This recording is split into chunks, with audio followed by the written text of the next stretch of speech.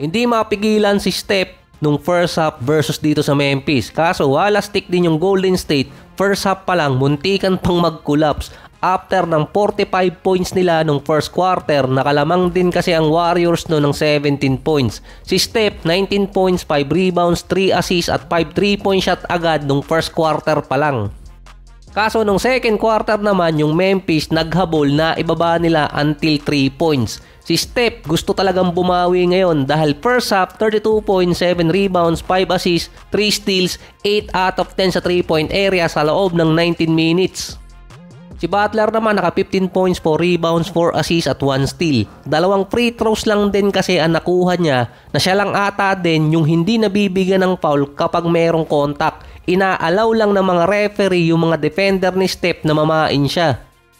Kaso nga lang yung Golden State kilala sa illegal screen ni Draymond Green kaya mas napapagbigyan sila doon na hindi rin natatawagan ng offensive foul si Draymond. Yan kasi yung naging problema ng Golden State nung unang part ng season na tinatawagan ng illegal screen yung ibang player ng Warriors. Dahil no, nawawala din si Draymond at siya lang din ang nakakagawa ng maayos ng illegal screen. Sa bagay din kung bibigyan lagi ng foul mula sa 3-point area itong si Steph, lagi siyang makakakuha ng 4-point play. Si Steph din ang oldest player sa history na merong at least 30 points, 5 rebounds, 5 assists sa isang half. Must-win situation yun sa Golden State para makuha nila yung number 5 spot at lumayo sa dalawa sa Clippers at Minnesota. Yung first half pa lang, amoy comeback na yun para sa Memphis. Dahil third quarter pa lang, kahit umi-score pa rin si Steph, yung Memphis, merong 17-10 run para maibaba ng Memphis yung lamang sa isa, 84-83. Niyayari sila noon ni Ja Morant na meron ng 27 points, 2 rebounds at 3 assists, 7 minutes mark ng third quarter. Dahil third quarter pa lang, kahit umi-score pa rin si Steph, yung Memphis, merong 17-10 run para maibaba ng Memphis yung lamang sa isa, 84-83. Dahil kahit umi-score si Steph ng 45 points na merong pang 11 3-point shot, 7 rebounds, 8 assists, 5 steal until third quarter, hindi naman ganun nakalamang ng malaki ang Golden State, tabla sa 103. Kaya amoy comeback na yon para dito sa Memphis nung first half pa lang dahil ang Golden State may tendency na mag-relax yung ibang player kapag nakikita nilang si Steph maganda yung nilalaro. Fourth quarter na, Butler at Draymond pa lang yung merong double digit, hindi tulad sa Memphis na 5 player agad ang meron. Sa Warriors ang susunod doon sa double digit si Quinton Post at si Moses Moody.